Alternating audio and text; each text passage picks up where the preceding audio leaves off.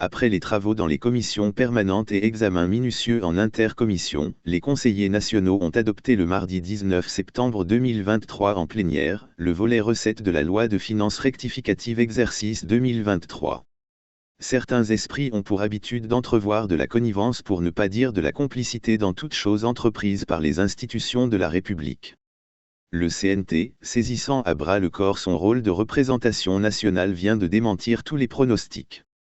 Conformément à la gouvernance vertueuse prônée depuis le 5 septembre 2023 par le président de la transition le colonel Mamadi Doumbouya, le président du CNT Dr Dansa Kourouma et ses collègues conseillers nationaux ne ménagent aucun effort pour atteindre cet objectif.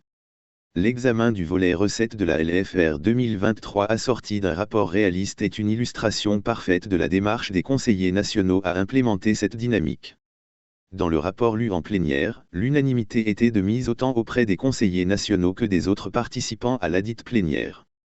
Au titre des remarques et recommandations majeures faites, il est présenté ci-dessous quelques grandes lignes.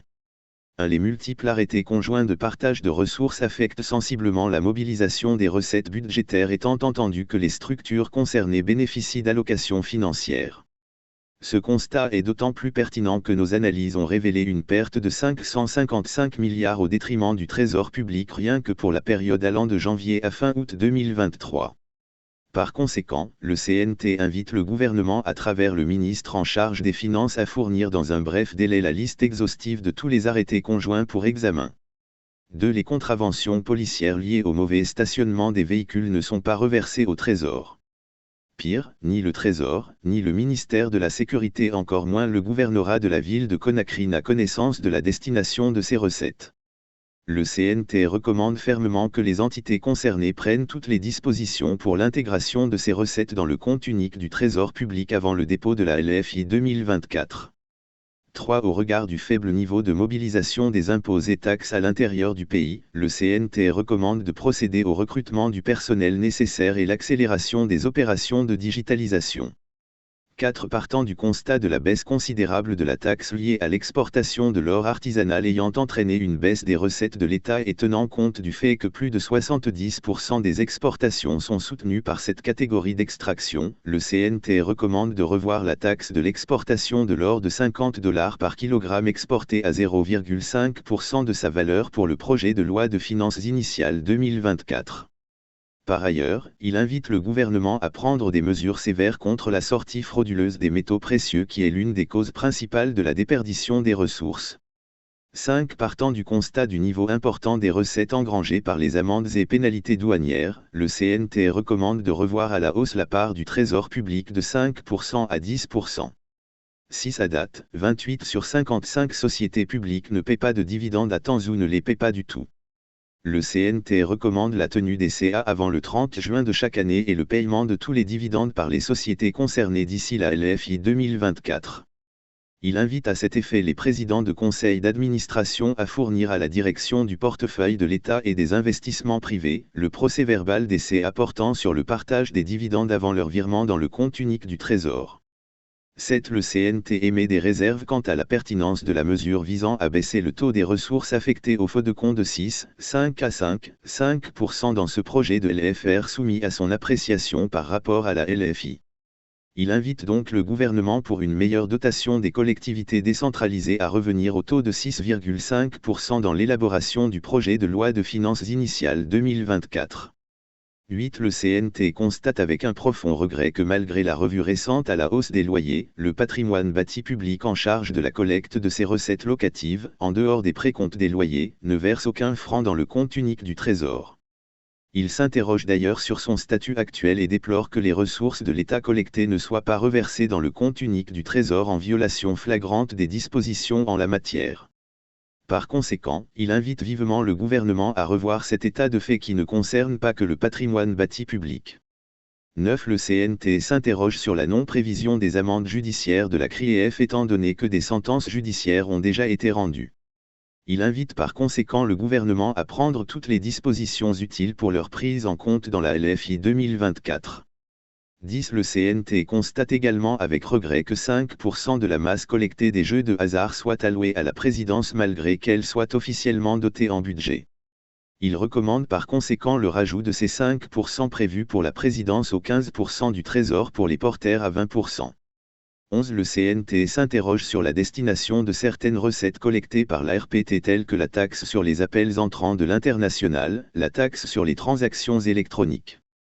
Il sollicite à cet effet une rencontre entre le CNT, le Trésor public, l'ARPT et la Direction générale des impôts pour analyser cette situation dans l'intérêt de toutes les entités conformément aux législations en la matière et ce avant la LFI 2024.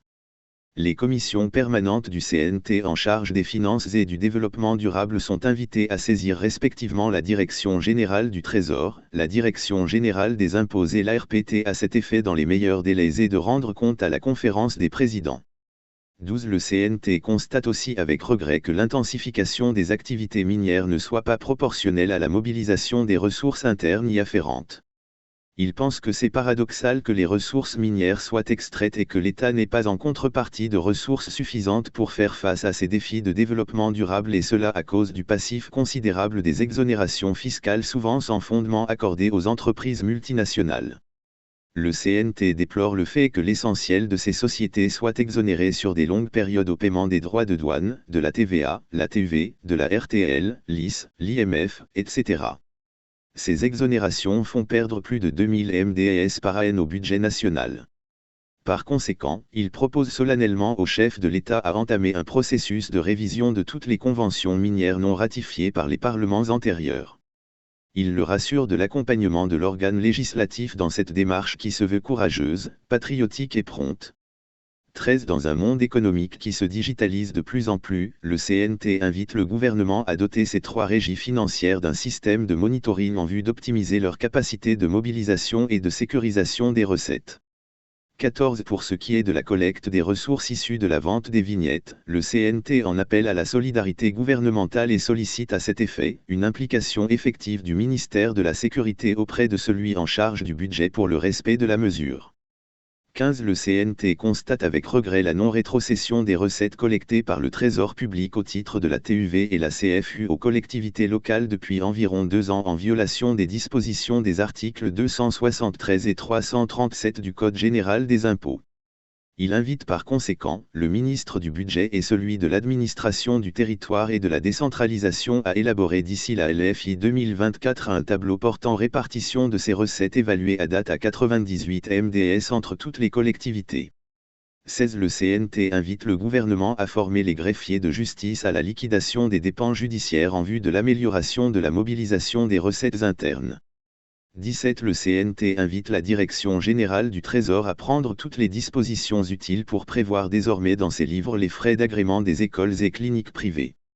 18. Le CNT invite le gouvernement à rendre le taux de la TVA flexible contrairement au taux fixe de 18% qui rend difficile la taxation d'une certaine catégorie de services tels que la restauration, les établissements de loisirs et les débits de boissons. 19. Le CNT s'inquiète de la rareté des ressources de financement tant au niveau national qu'international et invite le gouvernement à revoir ses prévisions en termes de déficit pour des raisons de sincérité budgétaire. 20. Le CNT s'inquiète de l'accroissement du volume des importations de poussins d'un jour alors que le secteur privé a énormément investi pour répondre aux besoins du marché. Par conséquent, il recommande la taxation de leur importation dans les mêmes conditions que les œufs de consommation et les carcasses de poulet congelés importés en vue d'encourager la production locale et lutter contre la concurrence déloyale. 21. Sachant que les permis de construction et les titres fonciers font objet de multiples demandes pour leurs obtentions, le CNT invite le gouvernement à rendre publics les tarifs de leur délivrance pour éviter toute spéculation tout en précisant les procédures de prise en compte des anciens titres émis avant la digitalisation. 22. Le CNT réitère sa recommandation relative à l'implication du patronat, la Chambre du commerce, les unités industrielles et les PME à la réorganisation du secteur informel afin d'élargir l'assiette fiscale et surtout mettre leur expertise à contribution pour